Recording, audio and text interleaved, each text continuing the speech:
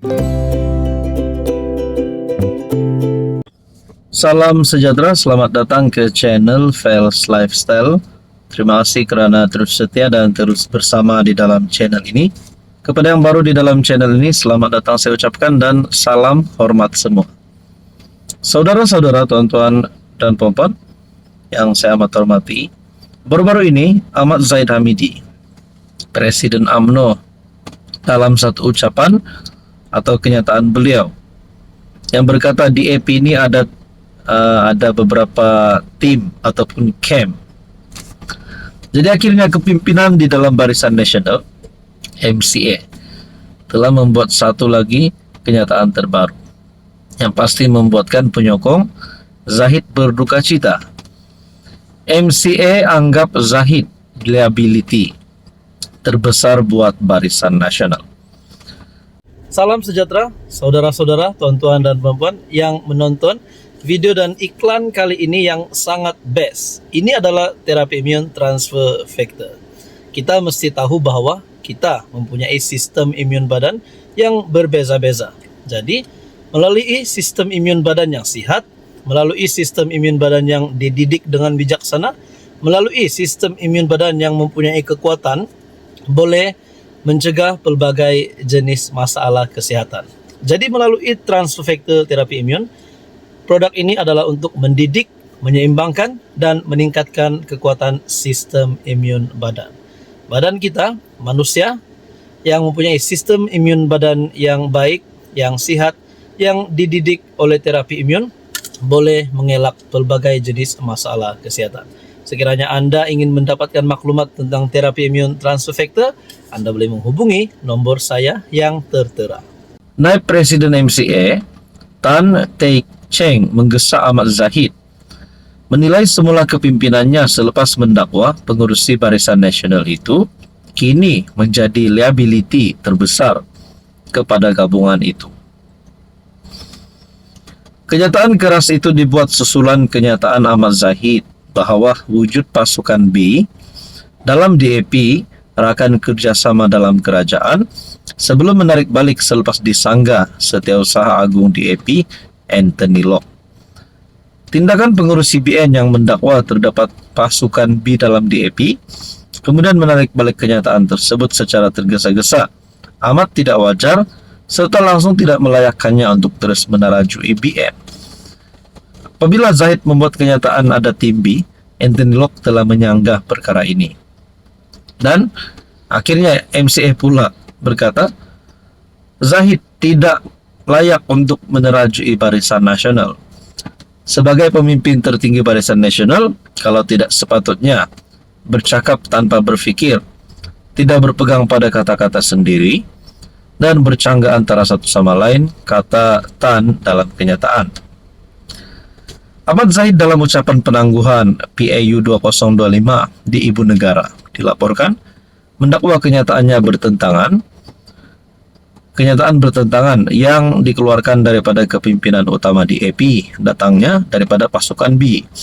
Timbalan PM mendakwa perkara itu dimaklumkan sendiri kepadanya oleh Locke, namun ia tidak mencerminkan pendirian kepimpinan utama DAP. Sebaliknya sekadar perbezaan pendapat kecil dalam parti. Locke menafikan dakwaan itu.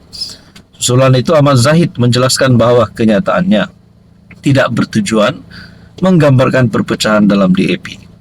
Katanya, isu-isu yang dibangkitkan bukan pendirian atau keputusan rasmi DAP. Sebaliknya pandangan segelintir pihak dalam parti itu terhadap kenyataan Ketua Pemuda UMNO Ahmad Saleh. Maksud saya dalam ucapan penangguhan Perhimpunan Agung UMNO adalah untuk menjelaskan bahwa terdapat kenyataan bercanggah daripada segelintir kecil kepimpinan DAP terhadap perkara yang dibangkitkan. Kredibiliti Barisan Nasional terjejas. Tan berkata perbuatan tersebut merupakan penghinaan langsung terhadap kredibiliti politik BN yang dibina bertahun-tahun.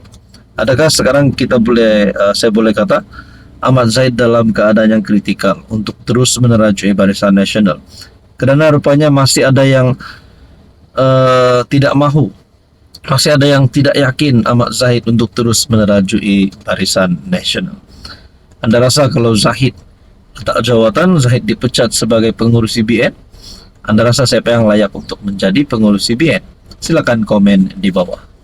Salam sejahtera, selamat datang ke channel Fels Lifestyle. Terima kasih kerana terus setia dan terus bersama di dalam channel ini. Tuan-tuan dan puan, saudara-saudara, kepada yang baru di dalam channel ini, selamat datang saya ucapkan dan salam hormat semua. Saya terfikir saudara-saudara, apabila Mahathir yang kini sedang berusia 100 tahun lebih, yang satu usia yang memang kita boleh cakap sebagai sudah terlalu tua, dan dikatakan apabila Mahathir sudah kalah teluk, rakyat sudah tolak Mahathir pada pilihan raya umum ke-15 yang lalu, satu signal buat Mahathir untuk berehat, satu signal paling kuat untuk Mahathir supaya tidak lagi terlibat dengan politik, melainkan terus menjadi negarawan. Tapi apa yang Mahathir buat? Mahathir masih saja menghentam Anwar, menghentam kerajaan yang ada hari ini. Saudara-saudara, saya sebagai rakyat Malaysia, saya sangat respect kepada Mahathir.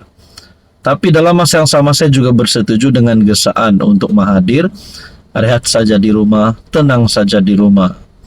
Kerana riwayat politik Mahathir sudah tamat. Karier politik Mahathir mungkin sudah tidak lagi segemilang yang dulu apabila telah ditolak rakyat pada PRU 15. Kekalahan yang amat teruk dengan kosong kemenangan. Jadi apabila perkara ini berlaku, kalau orang cakap Mahathir kritikal, Mahathir tidak ada harapan lagi, Mahathir semakin nazak, saya bersetuju kalau itu berkaitan dengan politik. Saya boleh cakap Mahathir tidak ada harapan lagi untuk tumpaskan Anwar. Pertama kerana faktor usia, kedua kerana faktor politik. Jadi saya berpikir Mahathir memang sudah kritikal pada hari ini dalam keadaan politiknya. Tapi dalam keadaan kesehatannya, kita tetap berdoa yang terbaik untuk Tun Mahathir. Baru-baru ini Tun Mahathir jatuh, dihantar ke IJN dan mendapat rawatan. Desakan terdapat masalah retak ataupun patah, saya tidak pasti.